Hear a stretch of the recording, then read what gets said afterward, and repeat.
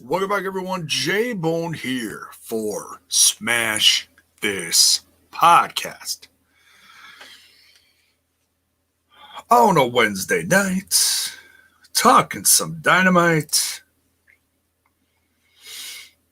Terrence Sullivan is in here. What is up, brother? Come on in, relax.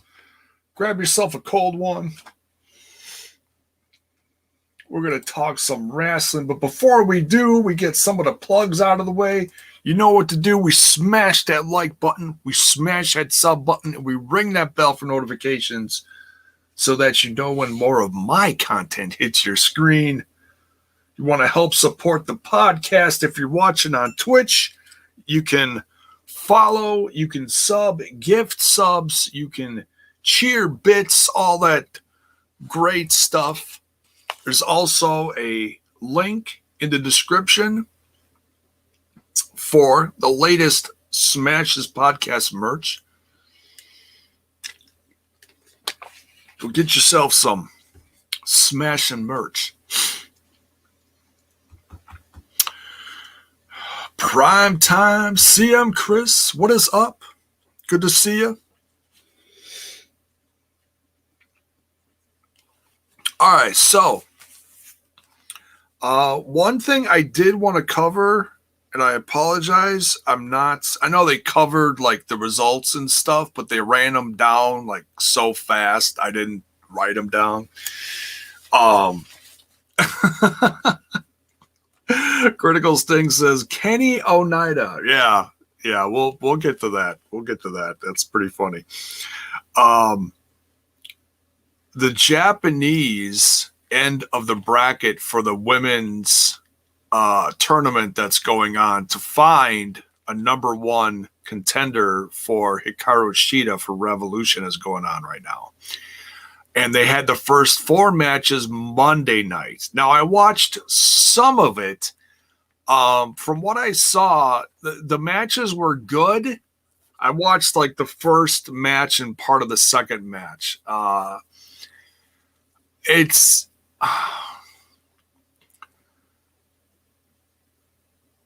wish they could have done something more with the setting because it basically looked like it was done in somebody's basement.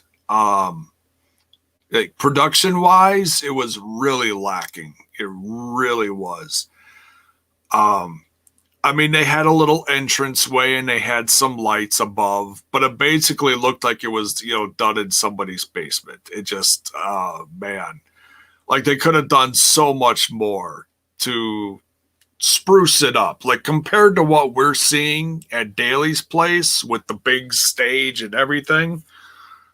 I'm not saying put the Japanese ladies in an arena or something like that. I'm not saying that, but they just could have done, like, so much more. I feel... So I am going to watch them because they deserve to be watched, especially when you're seeing veterans like Aja Kong in there. She's just a beast. But yeah, like Emmy, she's great to watch too. Some different ring gear too. It's great to see. So yeah, I am gonna catch up on those. Styles is in here. What's up, Swag fan? True Colors. What's up, brother?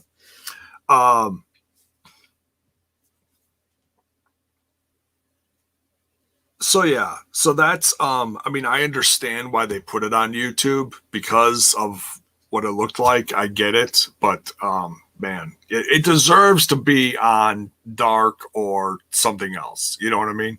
It totally does. So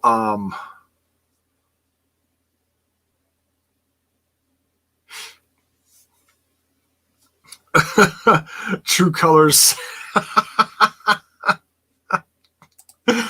He says Kenny might not be at Rebellion after all because he and Mox might murder each other at Revolution. Yeah, we'll get into what they announced at the end of the show. Yeah, seriously, Kenny Oneida all the way. I'm a little shocked. But I'm happy about it. And they've got a few more weeks to build this up.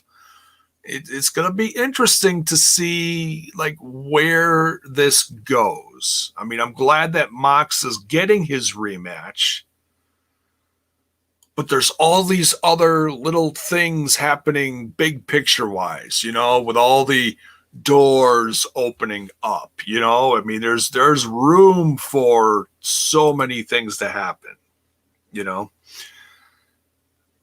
And so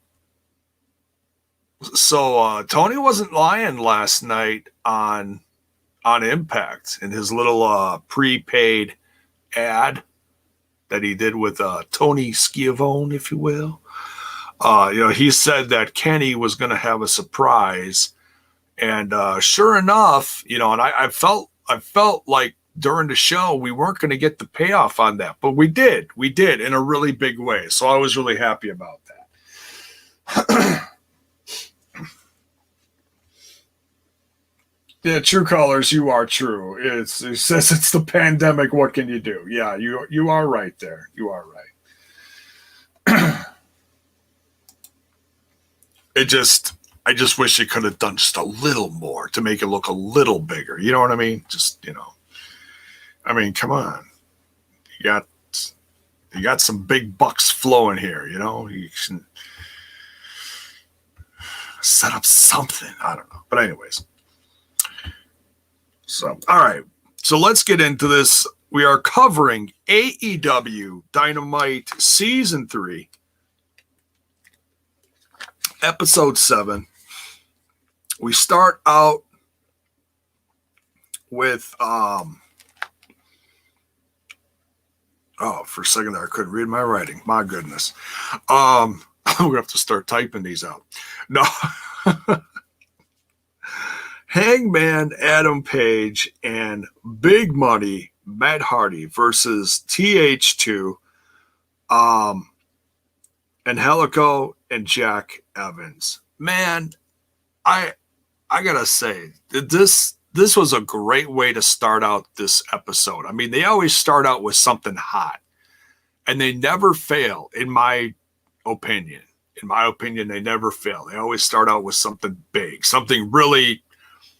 Just a ton of action, fast paced, you know. So it's like, you know, right off the bat, you don't want to change the channel, you know. And I got to say, every time I see Adam Page in the ring now, I become a bigger and bigger fan. And I've talked about this before that I have always been a fan. Excuse me. I've always been a fan of Hangman Adam Page, but it took me like a long time to really get to the point where I was like really caring about seeing him in the ring. And I feel like over the course of the last year, I'm finally there. Now, I know some fans would look at me and say, well, what the hell's the matter with you? Well, look, what do they say? Different strokes for different folks or whatever. You know, just sometimes you don't see it right away. That it factor. You don't see it. And I knew he was talented. And I've seen it for the last, handful of years that I've been a fan of his, between, you know, the Bullet Club stuff to All In to AEW now. So yeah, it just, yeah, I'm getting to the point now where Adam Page is seriously becoming one of my favorites to watch. I mean, I've got a lot of favorites that I enjoy watching, but to like really, you know, pick an assorted few out of that whole incredibly talented roster and be like, that's a guy that I'm going to back, you know, or that's a tag team that's really becoming my favorite, you know, or one of my favorites. You know, I've always loved the Bucks, you know, they've always been one of my favorites. And I've loved Sammy Guevara for years. And when he became a part of this brand, I was super happy about it. Like I was wanted him to stay with Impact, and that was like really when I started watching Impact again. But it wasn't to be. But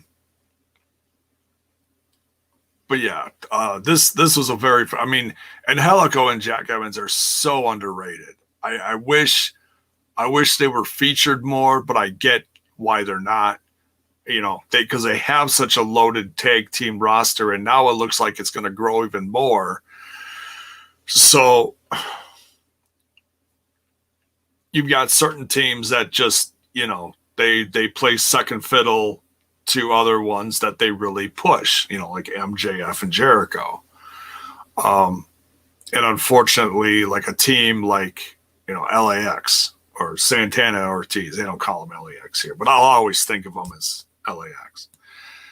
But this was fun. And I've said this before, Big Money Matt Hardy, man, he's really revitalized his career here. I mean, he started doing a lot of different stuff, and it seemed like it took a while to really hone in on what he wanted to do, because he was just jumping all over the place, a billion different personalities and broken this and whatever that.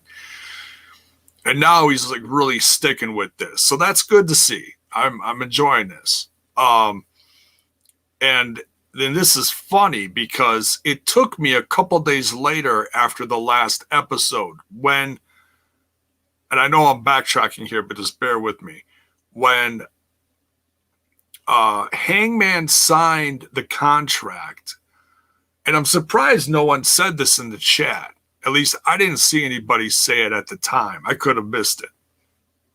But I did not realize while I was watching, I could have blinked, I could have grabbed my drink or grabbed a snack or something. I did not see Hangman Adam Page pull that other contract out of his pocket and stuff the other one back in his jacket, sign it, have Matt sign it, and then give him that one. I completely was oblivious to that. I did not realize it until I saw someone on another podcast. I don't remember who. Probably it was like the 5-minute rundowns that Wrestle Talk does the next day. And that was when I realized, I was like, wait, Paige did what? And I was like, oh my God, I missed that. And then I started seeing clips throughout the week that, you know, the switcheroo. And I was like, oh, that was brilliant. How did I miss that? But I miss stuff sometimes, you know, or you look down at your phone for a second, you know, and it's like, so I've been trying to like stay off my phone more and more. And it's for reasons like this, like you miss those little things and the very important things. So, True Color says we probably did say it. Yeah. Okay. All right. Take it easy. Take it easy. But yeah, great tag team match here to start out. And then Matt Hardy grabs the mic and he talks about how excited he is. And then Adam Page brings out the paperwork like, hey, I want to show you something. And they're going back and forth. And the Jacksonville Jaguars, I don't know what the guys called, whatever they call them.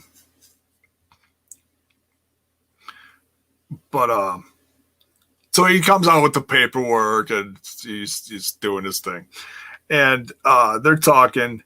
And Matt finds out that per the contract, he's going to end up facing Page. That Matt Hardy is going to end up facing Page at Revolution in a big money match. So whoever wins is going to end up getting the first quarter earnings of the other guy. So they're both, going for a big mascot. Thank you. Completely. See, I don't watch sports lately. So like little things like that get those little rarely used words just end up getting filed away somewhere just gone. They just evaporate in the far regions of the netherworld of my brain. So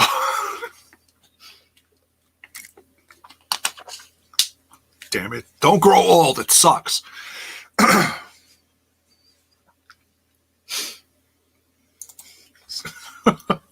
Stay young forever, or try to at least. It's all up here. Stay young up here. That's what's most important. Filet doesn't watch. She doesn't watch sports either. Well, there you go. I watch a little. Like, you know, I try to keep track of what's going on in my state. That's about it. It's like, oh, you know, like, oh, the Bucks are doing good. Like, I saw an ad during the show tonight that was it Toronto? Toronto's going to face Milwaukee, and that's what, tomorrow night. So I was like, oh, okay. So I guess basketball's starting up again. I don't know if this is preseason or what. I'm really out of touch with the whole thing. All I know is that they re-signed the Greek Freak, and that's like got everybody happy in Milwaukee. So if you're a basketball fan, so yeah. Yes, see them. They got a match at Revolution. Did I not say that? I thought I said that. So yeah.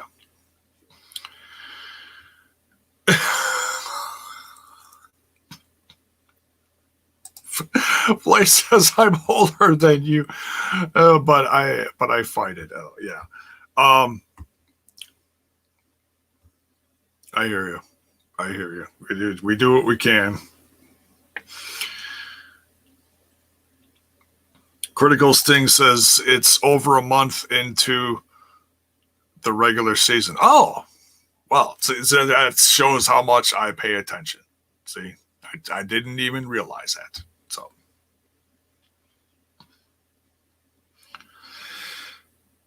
what are you going to do? What are you going to do? Terrence says it's 1/3 into the regular season. Well, damn it. Good for them. Good for them.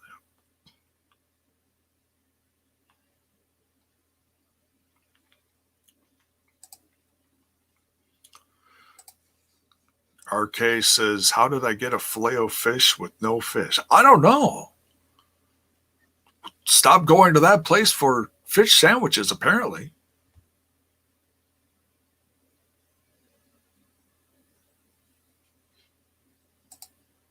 I'm not sure where that came from, but that's okay. Not going to question you. All right.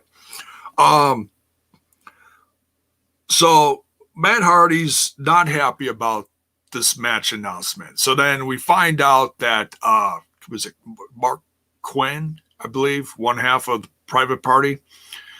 He attacks Paige, and then Matt Hardy informs Angélico and Jack Evans, hey, I'll pay you both $3,700. I don't know where they got this number from, but $3,700 to kick his ass. So they're all kicking his ass. And then the Dark Order comes in and saves Hangman and Paige. So we've got this story is actually still going. This little like the Dark Order is like really, really still honing in on having Hangman and Paige join their group, joining the Dark Order. And I got a feeling like it's going to happen someday. I think it's going to happen. But I like the fact that we've got some like long-term storytelling going on here. I'm okay with that. I'm all right. It's very slow. It's slower than the fact that we're still waiting for like more people from Impact Wrestling to show up. That, you know. Oh man, but hey, that's okay. It is what it is.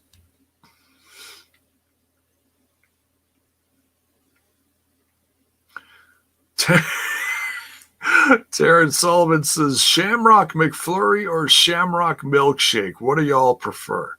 I didn't know they made Shamrock McFlurries.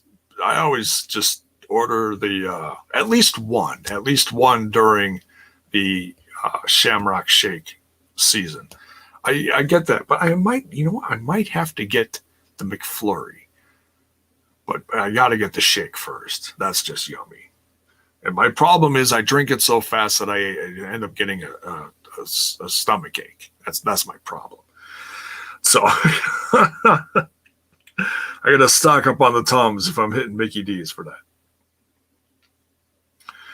So, anyways, we're way off track. Anyways, so yeah, great first segment here. We get a match for Revolution. So, and we'll go over that card because that card really beefed up during this episode, which was good to see because it was really, really lacking there for a while. And then we got a promo from Santana and Ortiz talking about how it's been over a year and a half, waiting for them to get this opportunity because they are one of the best tag teams, in my opinion. I don't think too many people would argue with that. They are one of the best tag teams on this brand of AEW. And the fact that it's taken this long in a situation like this where you pretty much know how the finish is going to go, it's unfortunate. But it is what it is. And then Jericho and MJF are spouting off about Sammy. And Jericho utters the words that Sammy is just dead to him. He doesn't want his name uttered in interviews anymore. And the fact that MJF is pulling the what's the expression? Pulling the wool over his eyes.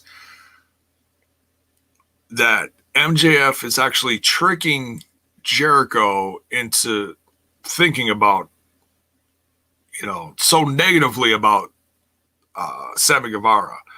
It's mind-boggling, but, the man does drink a lot of Grey Goose, and that's probably, altering his logical thinking. So, unfortunately.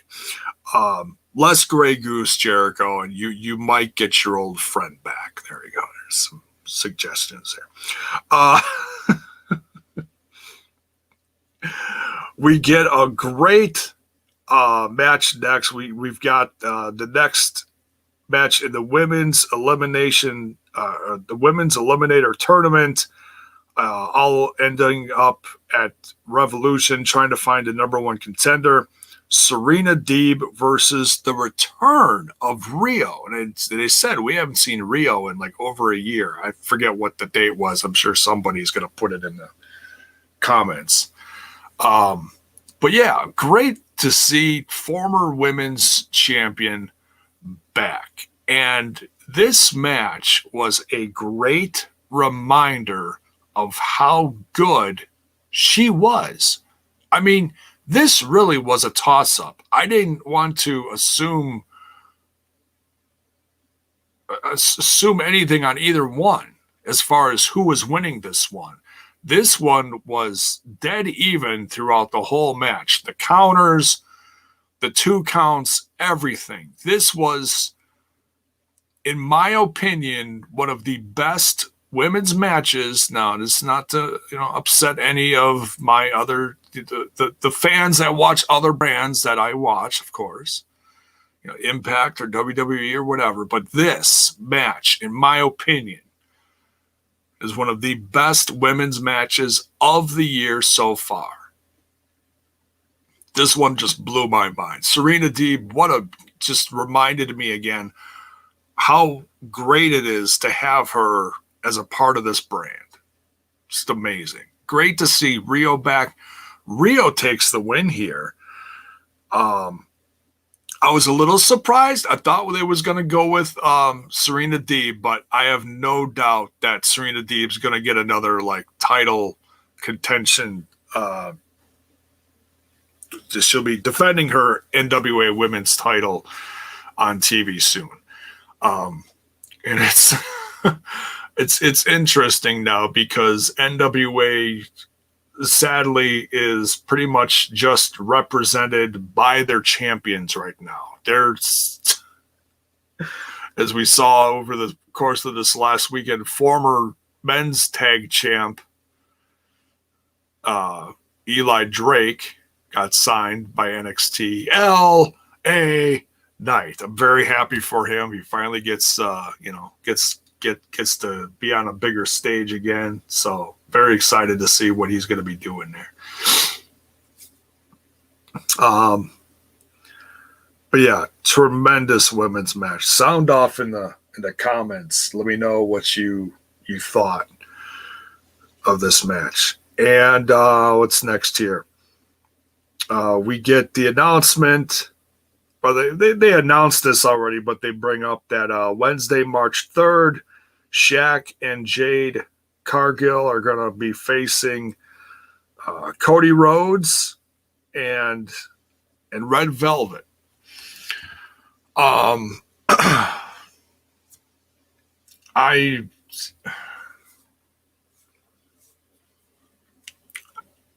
am curious to see what Shaq is going to do in the ring, but I am so not excited for this. I'm really not.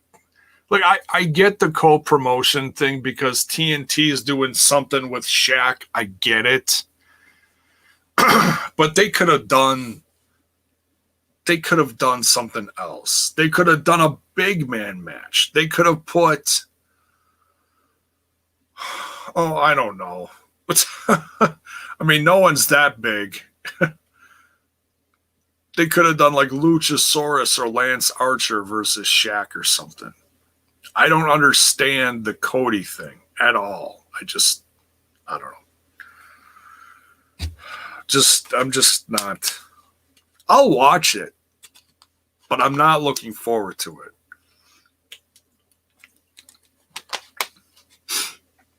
But that's not the only stuff we get with Cody tonight. We'll get to that later. Orange Cassidy versus Luther. Incredibly disappointing. Incredibly disappointing. This one was short. I was actually, because I'm new to seeing, Luther. Luther's been around as long as Jericho has been. But as far as American fans, him being a part of this brand is like the first time that people are witnessing what he can do in the ring. And I really, I'm trusting Jericho's taste here in wrestlers. And I'm really curious to see what he can do because he's a classic deathmatch guy. So I want to see more of him. I want to see what he can do. He's got a gnarly look. He's, he's got some charisma. I want to see him in matches. And this one lasted, a minute? He did one move to Cassidy. They brawled outside for a couple seconds, got back in the ring, and Orange Cassidy hit him with one move. The punch, the orange punch, whatever they call it. And that was it. That was it. That was the match. I was like, really? That was mildly upsetting. I was like, I really wanted to see something here, because I don't want to just see these. I mean, once in a while, these kind of matches are appropriate, but this is not the time I wanted to see this kind of match. Because I enjoy watching Orange Cassidy wrestle. I didn't want to see him walk in the ring, punch him, and pin him. I mean, it's not my cup of tea. Not my cup of tea. Hopefully, they do more with him in the future, and Luther, for that matter, True colors. Yeah, I don't even want to call it a squash match. It's just nonsense. I don't know. Just didn't like it. But anyways, I've talked about it longer than the match went on, I think. Now, it gets a little better here. We got Team Taz coming out, and only part of Team Taz. The weather affected a lot of parts of the country, affected travel. So you only got, that's why we got, this guy from this team and this guy from this team. Cucumber. What? What are you saying cucumber for? I don't. Zach, you're confusing me.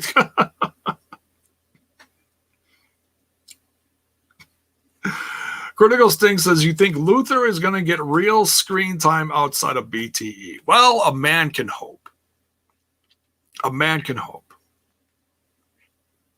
Yeah, he probably does have more screen time on BTE than in the ring. But hey, whatever. It is what it is. Ricky Starks is based in Houston. Well, that explains a lot. Yeah, Texas is hurting. I mean, we're used to this in Wisconsin, but places like Texas are not built for this. We've got insulated houses, and our power is drastically different, whereas their power is horribly all over the place and inconsistent right now. And if anybody's from down in that area, I hope and pray you stay safe. I know my buddy Mark, T&I Uncle Mark, he lives down in Texas. So I'm hoping and praying he and his family stay safe, because, man, that's no fun trying to fight the cold and your power keeps going out. That's dangerous, So, yeah, I hope everybody's – I saw some videos earlier today of cars just sliding hundreds of yards down the street, just completely out of control. It's like,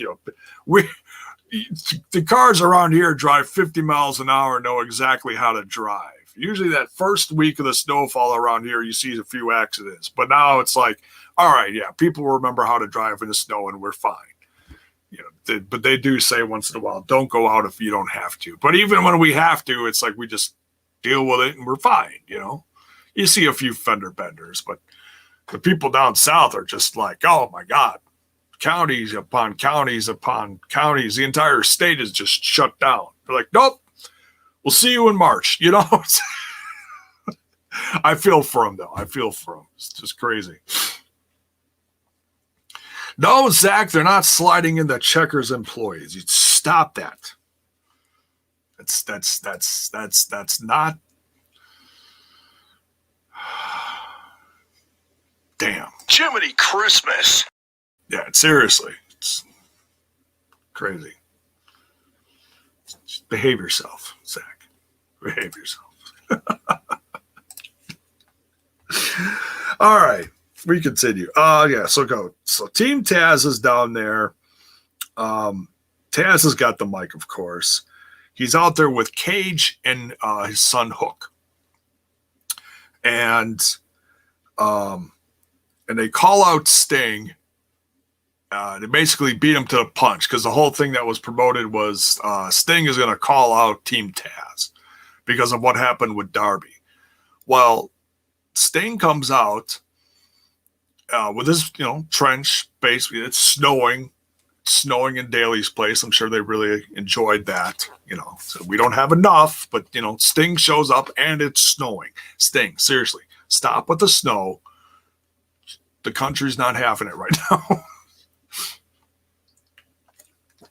You're going to make people start changing the channel. People are so sick of snow.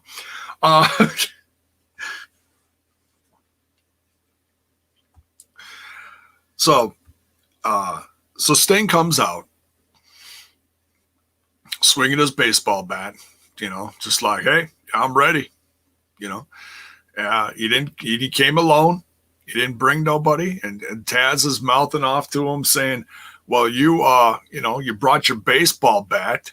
There's only a few of us here. Did you have to bring the baseball bat? Sting tosses the baseball bat, takes his jacket off, throws it at Cage, starts beating on him. I was shocked. I did not know. I did not know that things were going to get physical. I was shocked. I was pleasantly surprised. He starts beating on Cage, and Hook comes up behind Sting with the baseball bat. Sting overpowers him, gets him, but then Cage attacks Sting and ends up power bombing him. And man, Cage's power bomb is nothing to sneeze at. He just drills him into the mat. So this is the first physicality that we've seen Sting do in a long time, several years. I'll say it's what 5 years, 5-ish, give or take a little years that we've seen that. So and he sold the hell out of that too. He just, the camera was doing the slow zoom in on him, and he was just laying there like, oh my God, why did I come back? It was funny. So, yeah, this was good. I'm glad. How do I say this?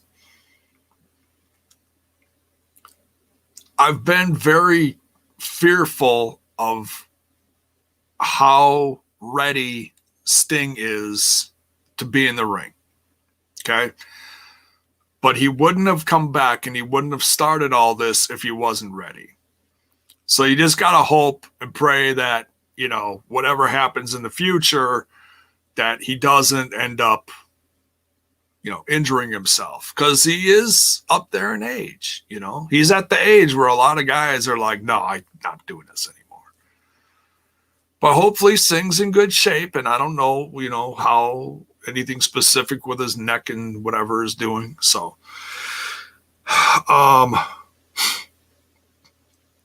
yeah, I thought I heard that blood rain, that JR flubbed up on the whole Omega thing. That was comical. It's a slip.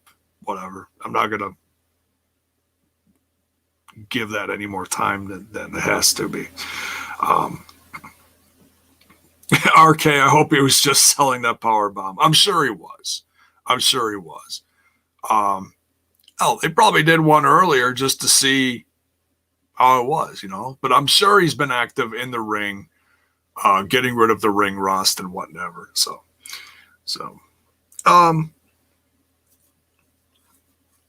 yeah. So Team Taz 1, Sting 0. So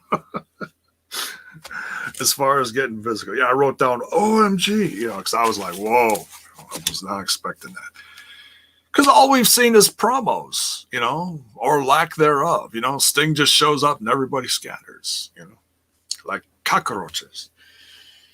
No Darby, well, hopefully he'll be back next week. Obviously they dragged him off to, what did they say? FTW land or whatever? FTW world. I don't know. All right, next we get the AEW tag team titles on the line. Santana and Ortiz with the rest of Inner Circle out there, of course, minus Sammy, versus the tag champs, the Young Bucks, Matt and Nick. And man, Inner Circle gets ejected. Good on the ref here, because MJF was about to throw a cheap shot at was it Ortiz? I believe it was Ortiz. And but yeah, just proving once again how good Santana and Ortiz really are. This should have happened a long time ago. Could not believe it took this long. But it is what it is, I'm not going to overthink it. I'm not going to. I mean, we've all commented on how much we've seen the lack of use of Santana and Ortiz. Now, I realize over the holidays there was some family stuff going on with Santana. He lost his, was it father or uncle? I think it was his father. So obviously, you know, they weren't going to do anything with the tag team around that time. So, Critical Sting says it did happen a long time ago in 2019. Oh, see, it happened so long ago, I didn't even remember. It must have been like right after they showed. Oh, was that when they showed up? And then they ended up facing the Young Bucks, but that was before the Young Bucks were tag champs. I think that's what it was. Oh, Santana lost a stepfather. Okay, all right. True Color says Full Gear 2019. Oh, okay, all right. Gotcha. But yeah, Young Bucks had a lot of crazy rivalries. And the ones that I always think about are Lucha Bros, you know, back when the brand first started. Those were insane. And those were all about the AAA tag titles at that time. That was a lot of fun. So, but yeah, great match here.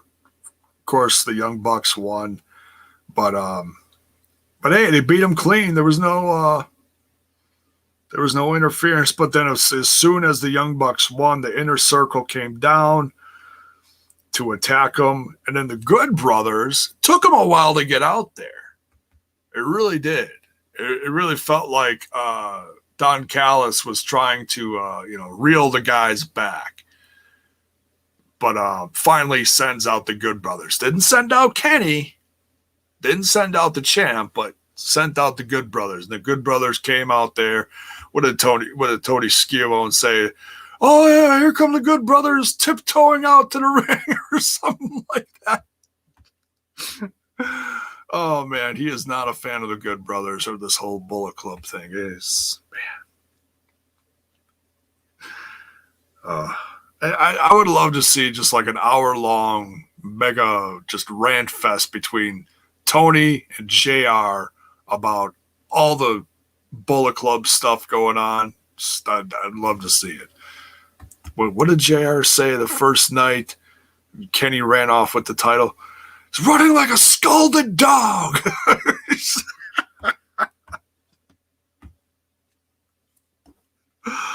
Oh, God.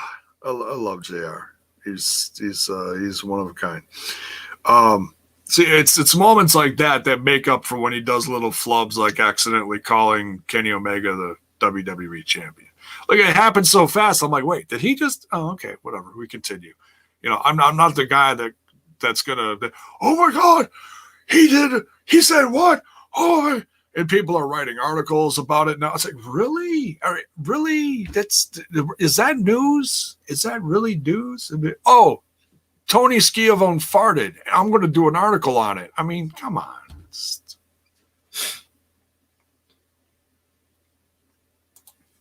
I mean, Tony Khan is so rich, he probably wipes his ass with, $500 bills. Write an article on that, why don't you? I mean, come on. Jeez Louise. So, no. Don's contract. He's an EVP. He's not under contract. He's an EVP, for crying out loud. That's not he's not a talent. Oh my God. These people, I swear to God.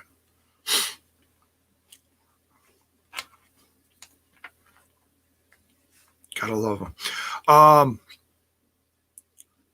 So yeah, Good Brothers save Young Bucks, and that Bullet Club drama continues. Then we get the reveal of the Rhodes baby that Brandy and Cody are going to have, and they do a big show on the screen there with the confetti and whatever. It's a girl, so congratulations to the Rhodes family, and yeah, so Cody's gonna have a little girl. Brandy and Cody are gonna have a little girl, so that's awesome. Congratulations to them. Cool that they did it on TV. You don't see that a lot. You know, I don't think I've ever seen a gender reveal before, but that's like a thing now. People make like big deals and they like throw parties over gender reveals now. That's something I've noticed over the course of the last decade, between 5 to 10 years. That's really become a thing. It's not just, oh, here's a picture. You know, no, we invite everybody over for, and the big pink explosion or the big blue explosion or whatever. That's like a thing now. Hey, whatever. That's awesome.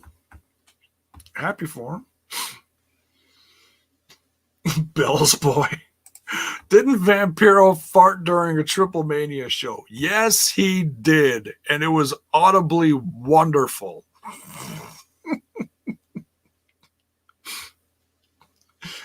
Obviously did not have access to a mute button or whatever.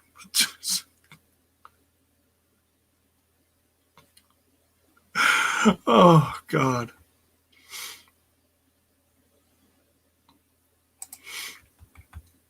Critical sting. But the internet. Yeah, but the internet. That's why I don't post crap. Because of the internet. I promote my stuff and that's it. That is it. The internet.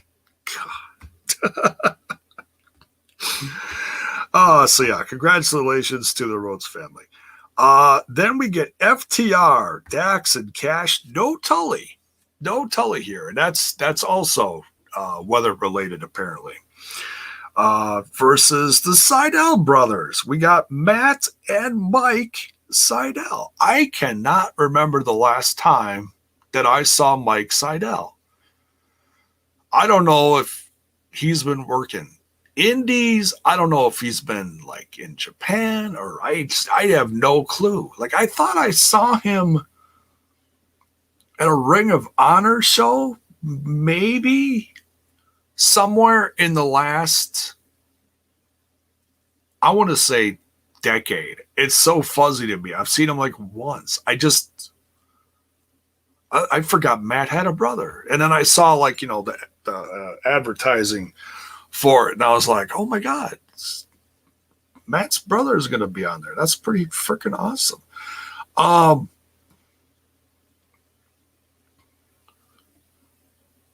Critical Sting says the last time you saw Mike Sydal is when the Rascals debuted on Impact. Holy crap. That was like, 4 years ago? 3-4 years ago? Because Dez won the cup. That was 4 years ago. That was 2017. And then I think the Rascals formed shortly after that. Like within a few months of that, if I'm not mistaken. True Colors says this is the Sydal brothers' first time teaming up. Is it really?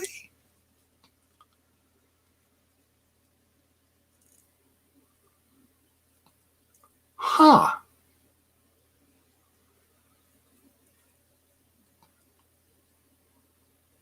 So that's something. All right.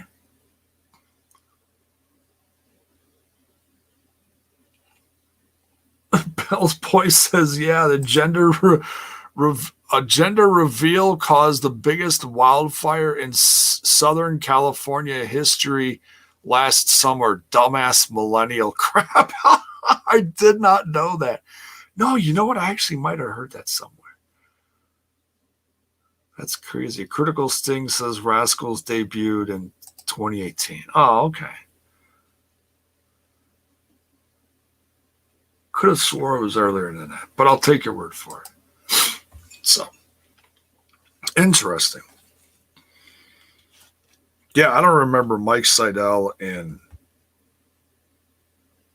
Impact at all. Must have been a one-off or something. And I'm wondering if it was even when Matt was there. Had to have been, wasn't it? I don't know. Fille's back. My tablet died. Oh, well, I'm glad it's back to life.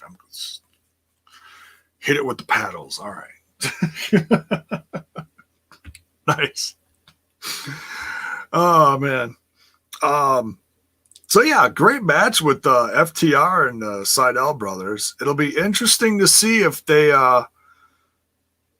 if we see more of him. And, of course, you know, we're going to see more of FTR, of course. But the Sydal, it was great to see them. And for a while, this is kind of funny. I mean, they were wearing different trunks, but once Matt got going and his hair started, you know, coming, I don't know if he had his hair in a ponytail or if it was just like back or what. But Mike has long hair too. And for a while, I was having trouble keeping track of who was who because they're, you know, it was like twinning magic. So, but it was great to see them. I hope they stick around. And I was thinking about this too. Sometime in the future, I'm going to have to look because I know there's like a ton of tag teams in the in this brand of AEW, and now it seems like we're getting more tag teams, especially if we've got guys like Matt and Mike tagging together. So, you know, does that mean that other tag teams are going away? What are they doing? They keep on bringing more and more teams to AEW Dark as well to, you know, be like, you know, like B teams for the main roster to, you know, stay fresh with and help their record, you know, and stuff like that. And I'm okay as long as everybody's, you know, getting treated good and, you know, everybody gets treated decently on television. But yeah, man, they got a lot of tag teams. And you know, because it seems like a few tag teams like the Butcher and the Blade sometimes go by the wayside. They don't get seen as much, you know. But they main evented here, which was great to see. So let's I almost forgot. Okay, so FTR wins this match. They win their match against the Sydal brothers.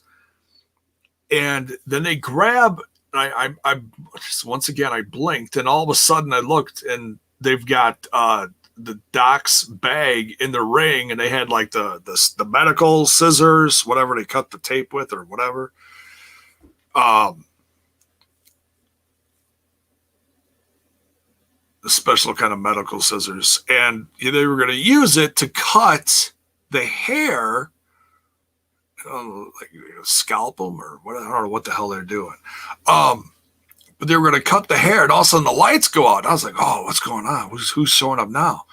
Another surprise, you know. Here I'm thinking maybe someone from Impact. I thought for a split second, but no, it's returning of Jurassic Express. Luchasaurus, it said he had a new mask. I didn't think it looked like a new mask. It just looked like one of his different ones. I could be wrong. But it's the return of Jurassic Express. They chase off FTR and save the Sydal brothers. So, yeah, great to see those three back on TV again. You know, one of my favorite. I love seeing those guys. I always get the crowd riled up. Good old Jurassic Express. So yeah, I'm sure they're gonna have a match to keep this feud lit or end it soon or whatever. So, and then on to the main event. Eddie Kingston with the Butcher and the Blade versus the trio of Jon Moxley, Lance Archer, and Rey Fenix. Man, this one was just loaded. Absolutely loaded with action. A lot of fun. Obviously, there's still bad blood between Mox and Eddie Kingston. Eddie Kingston just keeps coming for Mox. I don't know why. It's like one of those, it's kind of like the Batman and the Joker. Joker just will not stop, you know? So Mox is just going to have to like put him out of his misery one of these days. And speaking of putting him out of his misery, we get a eerily similar response from Kenny later at the end of this. But yeah, great, crazy match. Doesn't get too nuts. This wasn't a hardcore thing at all, but I think someone did go through I think someone did go through the announce table because I saw it strewn or broken or something, or not announce table, the timekeepers table they say or whatever. I don't know. But yeah, so Mox, Lance, and Fenix get the win here. But as soon as they get the win, the Good Brothers attack Mox, and then Omega comes out, and he's not happy.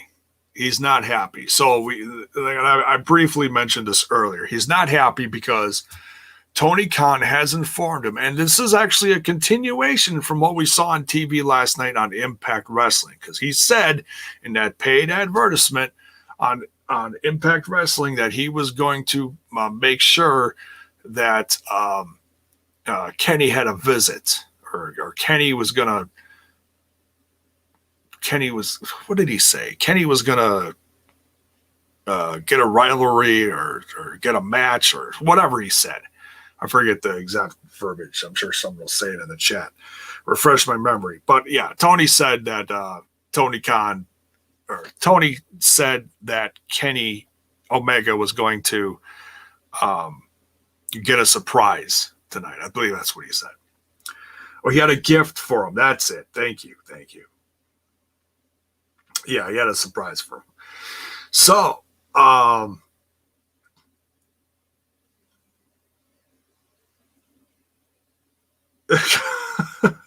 Allie doesn't wrestle. I would love to see Allie wrestle. Because I can't even remember the last time she wrestled.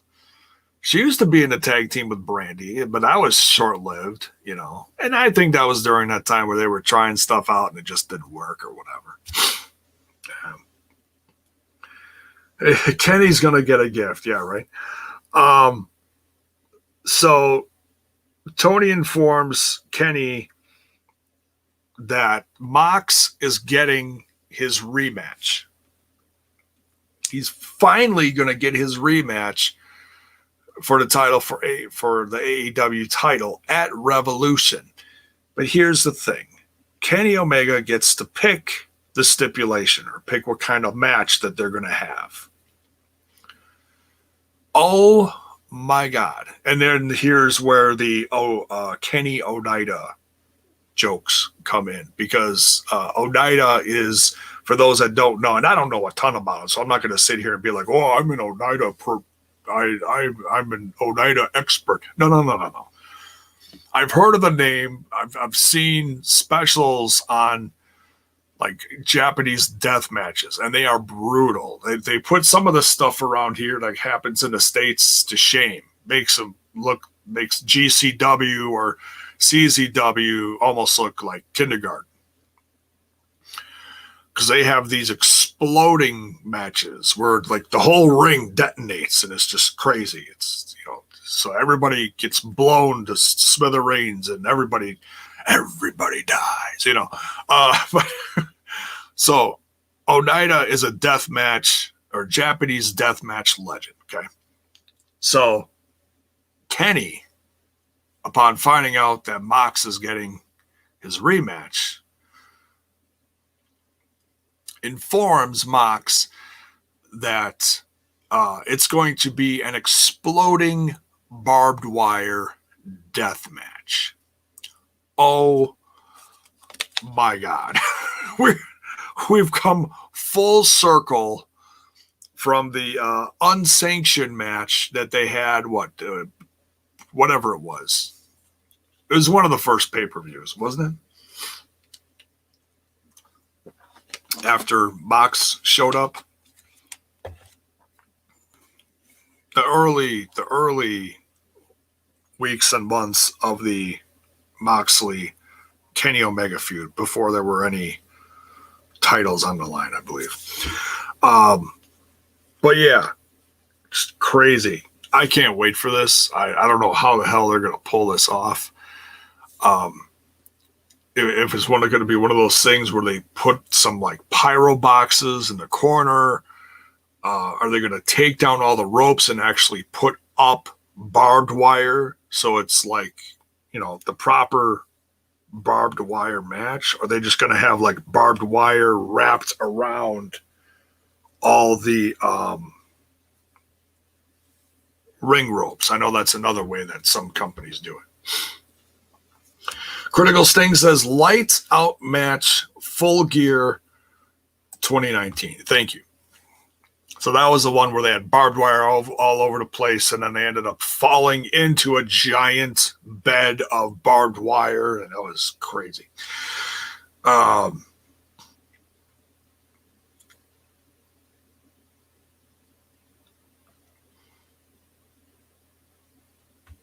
Vlay, I miss her too. I miss Allie too. She was great. Especially loved her in Impact Wrestling. She was great. Great character. Great character. So, but hey, you know, she's a valet. What are you gonna do? What are you gonna do? You'd think with all the with the women troubles that they had over the course of the last year that she would have wrestled more, but whatever. Maybe she didn't. I just didn't notice it. I don't know. So I just Weeg Money, is that what that is? Weeg Money says, I just hope it's better than the last hardcore match. I don't remember what the last hardcore match was. They've had a few lately. They've had a few. Maybe it's what she wants to do. Yeah, maybe she just wants to be a manager / valet to her husband, right? That's the Blade, I believe. That's Pepper. I can't remember his name. That guy. It's not the scary one with the apron. But hey, yeah, it is what it is. But yeah, great match with all these guys. And then the beatdown of Mox. I'm a little surprised that Fenix and Lance didn't come to his rescue, because I felt like this segment was long enough that they could have been revived and done something. But if you noticed in the background, it looked like Jake was walking away before the match was barely done. So maybe he was just like, they'll wrap it up and whatever. You know, I'm not going to overthink it, but it is what it is. I would have liked to see something, though. Maybe that's something that'll actually come up next week. Oh, and I want to bring up the card for the updated card for Revolution. So that's the end of the episode. Crazy ending. I mean, and Mox actually ends up busting Kenny open the hard way with a headbutt.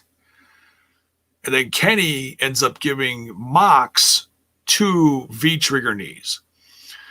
And the look on Kenny's face at the end of the show as they zoom in on him, like he's trying to they're zooming in on him and he's trying to look fierce and everything. But you can tell that the pain is excruciating. Like if you've ever hit your nose or whatever, he was bleeding right here. That means that this whole upper part of his face was just agonizing. Had to be, the water welling up in the eyes. Man, Kenny just had to hold that for like 20 seconds, like and then fuck my face, it's just oh man, great segment though, great way to end it. So yeah, we're getting the title match at Revolution. What else here? This match was announced earlier in the night. I didn't write it down, so I'm glad we got the announcement here with the full card so far from ringsidenews.com. Face of the Revolution ladder match. Now there's 3 more competitors that are going to get announced. There's a total of 6 here. But it's Cody Rhodes versus Pentagon versus Scorpio Sky. So hopefully Cody will actually make it to this match, because a few days before is when he's meeting Shaq, apparently. So just kind of weird, but it is what it is. And whoever wins this ladder match is going to get a shot at the TNT title. I believe that's what it was. So Cody Rhodes, Pentagon, and Scorpio Sky. Tremendous.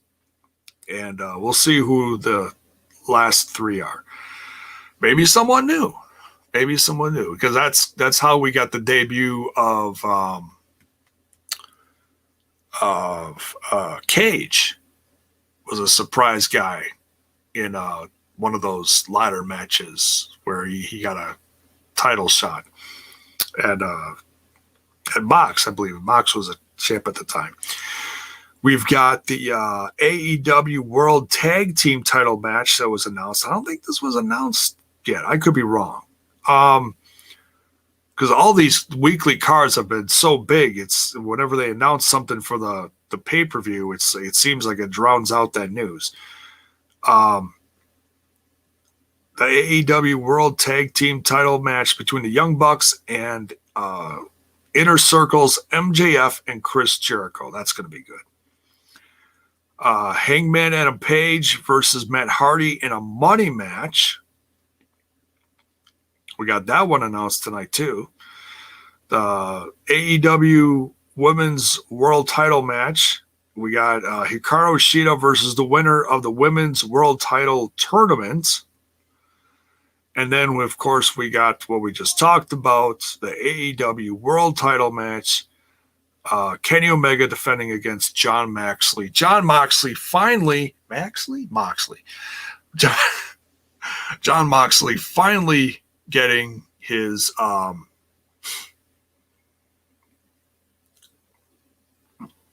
finally getting his rematch. Penta, I thought it was right. No, it's Pentagon. They said Pentagon. He was in the visual. Yeah, exploding barbed wire death match. My God. That's going to be crazy. Can't wait. So yeah. Solid episode. Not the best, because there was definitely a couple points during the show where I was just kind of like, nah, it's not. That's not cool, man. Similar to finding out that Carlito is not going to be around anymore in the WWE that he's done. Not cool. But when you can't do your gimmick, I mean, what are you going to do? And that's, spitting apples at everyone. It's not cool. You can't do that now. It's COVID. It's all that stuff going on. But yeah, it's not a perfect episode, but I'd say a majority of the matches were a lot of fun. I was not happy about the whole, 1 minute Orange Cassidy, Orange Punch, one punch, you're done match. I was not happy about that. But whatever. Not going to lose my mind over it. That's wrestling.